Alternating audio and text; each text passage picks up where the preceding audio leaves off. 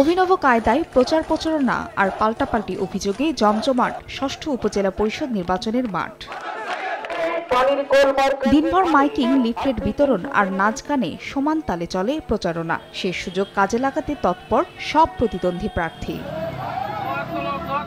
গরম উপেক্ষা করে রোববার সকাল থেকেই অলিগলি চষে বেড়ান প্রার্থীরা। ভোটারের দ্বারে দ্বারে প্রতিশ্রুতির ফুলঝুরি নিয়ে মন জয়ে ব্যস্ত তারা। আধুনিক, ডিজিটাল এবং যুগ উপযোগী কাহারোল উপজেলা বিনির্মাণে আমি কাজ করে যাব নিরলস। জয়ের ব্যাপারে শতভাগ আশাবাদী।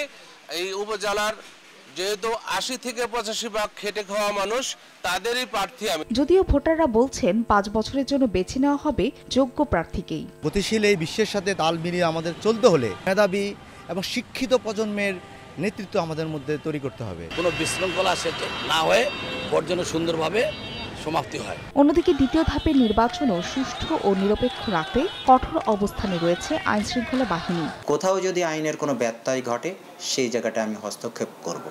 আমি আশ্বস্ত করছি, আপনারা ভয় ভীতি থেকে ভীত হবেন না। ২১শে মে ষষ্ঠ উপজেলা পরিষদ নির্বাচনের দ্বিতীয় ধাপে ভোট গ্রহণ হবে ১৫৭ উপজেলায়। ফারিয়া ফারজানা, সময় সংবাদ। গরম গরম রুটি, সাথে সুজির হালুয়া, দুর্দান্ত জুটি। তবে জুটি জমাতে চাই তীর আটা ময়দার সুজি, কারণ তীর ছাড়া আমার চলেই না।